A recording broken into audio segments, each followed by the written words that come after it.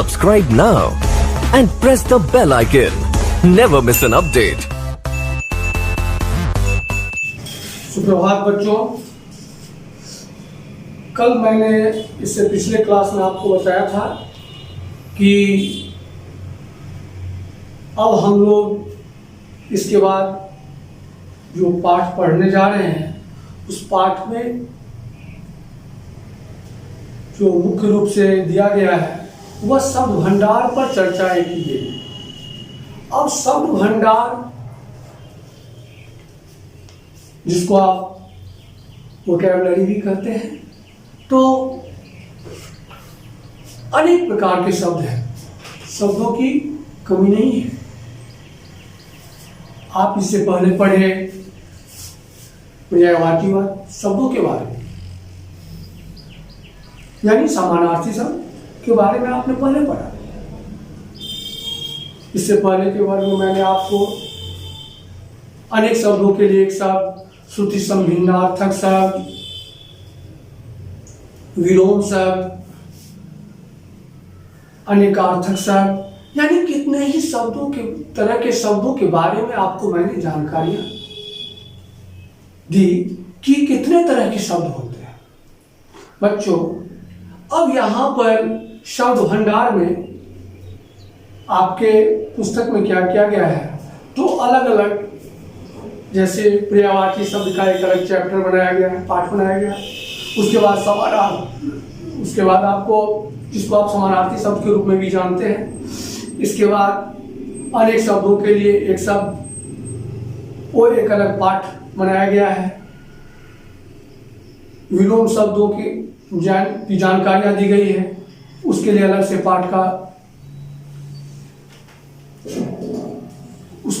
पाठ बनाया गया है। तो बच्चों, आप देखेंगे क्या कि अब इसको विशेष रूप से जानकारी देने के लिए आपको, यानी किसी भी प्रकार के शब्दों की विशेष रूप से जानकारी देने के लिए अलग अलग पाठ बनाए गए हैं। अब यहाँ पर सबसे पहला जो आपका शब्द भंडार है, उसमें पर्यायवाची शब्द जिसको आप समानार्थी शब्द कहते हैं, उसके बारे में चर्चाएं की गई है। अब देखिए, जैसे आप कभी कभी सुने होंगे कि आप घर पर रहते हैं और आपको अनेक नामों से जाना जाता है। कहेगा सर, मुझे अनेक नामों से कैसे जाना जा सकता है, मैं तो सिर्फ एक हूं। ठीक है, आप कहते हैं कि मेरा घर का नाम ये है और स्कूल का नाम इस तरह से। आप ऐसा सुने होंगे अनेक तरह के, यानी क्या नाम से आपको पुकारते हैं। कोई आपको विक्की कहेंगे, कोई आपको टिंकू कहेंगे, यानी उसके बाद स्कूल का जो नाम होगा वो आपका कुछ और होगा। तो बच्चों, इस तरह से आपको मैं ये कहना चाहता हूँ कि जिस तरह से आपको आप कई नाम से जाने जाते हैं, लेकिन आप सिर्फ एक हैं, ठीक उसी तरह से हम पर्यायवाची शब्दों के बारे में जानकारियां प्राप्त करेंगे कि एक नाम को, एक वस्तु के नाम को कई नामों से जाना जाता है। अब जैसे कल भी आपको मैंने बताया था वर्ग में कि सरस्वती को लो शारदा, वीणा पुस्तक धारिणी, हंसवाहिनी, पुस्तक को लो किताब, ग्रंथ, यानी अनेक नामों से जानते हैं। ठीक उसी तरह से आज मैं आपको यह बताने जा रहा हूं कि कुछ श्यामपट्ट पर लिखे गए जो शब्द हैं उसको आप देखेंगे कि एक निश्चित सिलेबस की तरह इसका कोई और छोर तो है नहीं। आपके किताब में भी देखेंगे, जिस किताब से आप पढ़ते होंगे, 50-60 कम से कम पर्यायवाची शब्द रहते हैं, कम से कम आपके किताब में दिया गया रहता है। लेकिन यहाँ पर मैं आपको 25 शब्द लिख करके उसके 3-3 पर्यायवाची शब्दों के बारे में जानकारी दे रहे हैं, जिससे आप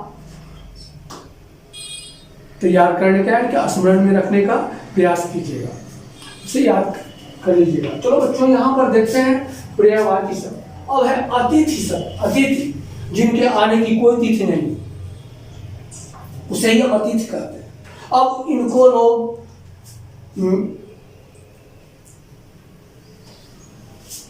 थोड़ा सा यहाँ पर गलती हो गया है बच्चों, ध्यान दोगे कि यहाँ मेहनत लिखा गया है, मेहनत नहीं होगा, अतिथि शब्द का मेहमान होता है। क्या होता है? मेहमान। ये मेहनत नहीं होगा, मेहनत तो परिश्रम को कहते हैं, कठिन मेहनत करने वाला, वो तो दूसरा शब्द हो गया। अतिथि शब्द का यहाँ तुम देखोगे, यहाँ मिस्टेक था जिसको मैंने सही कर दिया है, मेहमान भी कह करके लोग बुलाते हैं। इसके बाद आप देखेंगे अभ्यागत, आगंतुक। इसी तरह से आप अनुचर के बारे में, यानी आप अनुचर शब्द से परिचित हो सकता है नहीं होंगे, तो इसके जगह दास शब्द के बारे में आप जानते होंगे, सेवक शब्द के बारे में आप जानते होंगे, नौकर शब्द के बारे में आप जानते होंगे। तीनों नाम इन्हीं का है। अब है अमृत, जिसको हम सोम, बच्चों ये तो दिन का भी एक नाम है, सोमवार, सोम, लेकिन यहाँ पर सोम सिर्फ मैंने लिखा है, तो सोम का अमृत होता है। अमीर भी उन्हीं को अमृत को अमीर नाम से भी जानते हैं, अमृत को सुधा नाम से भी जानते हैं। अब आइए आप अश्व माने घोड़ा, संस्कृत में भी आप पढ़े होंगे। तो बच्चों अश्व शब्द को घोड़ा, तुरंग, घोटक के नाम से भी जानते हैं। अब असुर, असुर माने जानते हो, दैत्य राक्षस जिसको हम कहते हैं, तो इनको हम राक्षस, दैत्य, दानव जो कहिए। इसी तरह से अहंकार करते हैं ना, कभी कभी आप सब वाक्य में प्रयोग करते होंगे कि वह उसे बहुत अहंकार हो गया, उसको अपनी विद्वता पर घमंड हो गया, ऐसे भी हम बोल सकते हैं। यानी क्या, इस शब्द को आप ऐसे करते हैं, किसी प्रयोग करते होंगे आप अपने मित्रों के बीच में कि वह बहुत अहंकारी है। बच्चों यहाँ पर अहंकार शब्द का घमंड, अभिमान, डर। आकाश का अंबर, नभ, गगन, यानी अंबर भी आकाश का ही नाम है, नभ, गगन ये सब आकाश का। आभूषण, आभूषण शब्द है, लेकिन तुम देखता होगा प्राय कि गाँव घर में, परिवार में लोग महिलाओं को बात करते हुए सुना होगा तुमने कि गहना, वो लोग क्या कहती हैं कि गहना, अलंकार, भूषण। बच्चों आप यहाँ इसे कॉमा समझेंगे, यानी आभूषण शब्द को, गहना शब्द सबसे ज्यादा प्रचलित शब्द है हम लोग के समाज में। इसके बाद है बच्चों, और ये अलंकार शब्द तो कभी कभी आप दुकानों पर लिखा हुआ देखेंगे, नामों से, विभिन्न नामों से, ये अलंकार, ये अलंकार, इस तरह से आपको बताया जाता होगा बच्चों। इसके बाद है इच्छा। इच्छा का अर्थ होता है आकांक्षा, अभिलाषा, मनोरथ। यानी कभी कभी आप बच्चे से हम पूछ बैठते हैं कि आप लोगों का क्या अभिलाषा है, यानी क्या बनने की अभिलाषा है बच्चों। तो उसी अभिलाषा शब्द को इच्छा के नाम से भी जाना जाता है, आकांक्षा भी है, मनोरथ भी है। उन्नति, आप जानते होंगे कि आप सुनेंगे इन शब्दों का प्रयोग करते वाक्यों में कि तरक्की, विकास, प्रगति, उन्नति, उत्थान, ये सारे शब्द जो हैं वह उन्नति शब्द के लिए ही बना है। यानी क्या, इन्हीं को, इसको उन्नति शब्द को भी हम प्रगति, विकास, उत्थान के नाम से जानते हैं। अब है कपड़ा। आप सुने होंगे जब भी आप दुकान पर जाते हैं कुछ खरीदने के लिए, हमारी माँ बहन या हम लोग कभी तो कहते हैं आप ये कपड़ा दिखाइए, ये कपड़ा दिखाइए, कैसा कपड़ा है, ये वसन, चीक, पट, किनारा, किनारा, तट, कुल, तीर, किरण, रस्म, मयूख, अंश। बच्चों कृषक, ये सब काफी ही, कृषक मान होता है किसान, जिसको हम खेतिहर के नाम से भी जान सकते हैं और हलधर के नाम से भी जान सकते हैं। तो इसी तरह से है गंगा, जिसको आप सुर नदी के नाम से भी जानते हैं, सुरसरी के नाम से भी जानते हैं, भागीरथी के नाम से भी जानते हैं।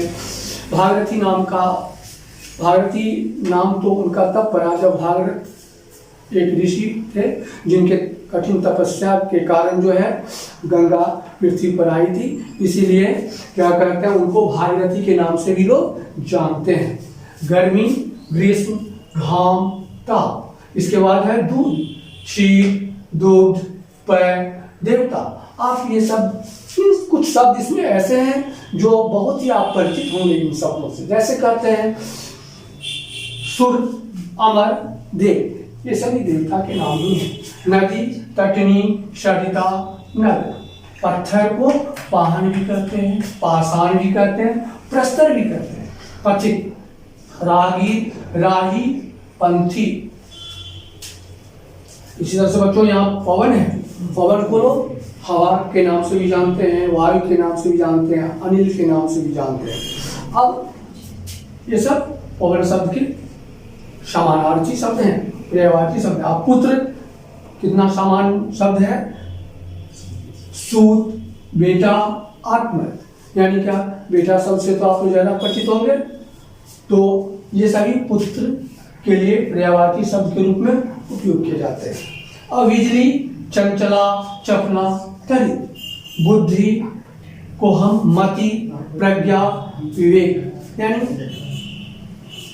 इन नामों से भी हम जानते हैं। तो बच्चों इस तरह से आपने देखा शब्द भंडार में कि आज जो मैं आपको वर्ग में समझाया, सबसे पहला शब्द भंडार का जो चैप्टर है उसमें पर्यायवाची शब्द आए हैं, और इसके बाद जिसको हम समानार्थी शब्द के रूप में भी जानते हैं। अब इसके बाद जो हम आपको अगले वर्ग में पढ़ाएंगे तो फिर आपके पुस्तक के अनुसार अनेकार्थक शब्द आएंगे। इसके बाद जो है आपको विपरीतार्थक शब्द, यानी क्या? जिसको हम विलोम शब्द के नाम से भी जानते हैं।